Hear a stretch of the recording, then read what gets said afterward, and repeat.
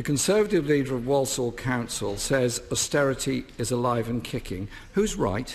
Indeed, after a decade of austerity, people need to know that their hard work has paid off, and because of their sacrifices, there are better days ahead. So, we will be setting out our approach. We will be setting out our approach in the spending review next year.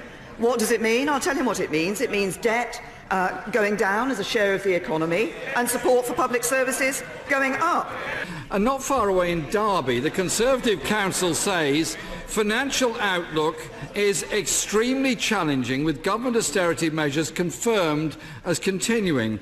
Will the Prime Minister try and cheer up these gloomy Tories in Derby and confirm to them that next week the budget will cancel the £1.3 billion cut planned for local government next year? Prime Minister!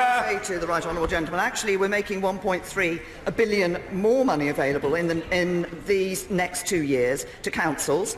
Yeah. Mr. Speaker, this government is simply not being straight with the public. They promised an end to austerity.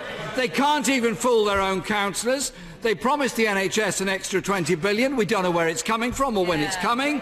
GP numbers falling, health visitor numbers falling, and nurse numbers falling also. They promised universal credit would protect everyone.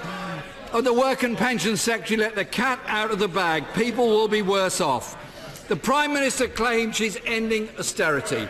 So will she confirm that in next week's budget there will be more police on our streets, more nurses in our hospital, and elderly people in desperate need of care will not go ignored and forgotten by her government? Prime Minister!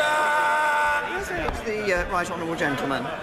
What have we seen under this government? We've seen more money being available to the police, we've seen more money for the health service, more money for social care, more money going into local authorities, more money going into our schools, and at the end of this Parliament, we'll be spending £500 million more in real terms on people of working age and children in our welfare system.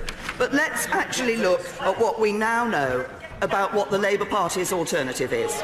Because we now see, as reported by a respected academic, that by their own admission, Labour's plans would cost £1,000 billion. Wow! That's the equivalent of £35,000 for every household in this country.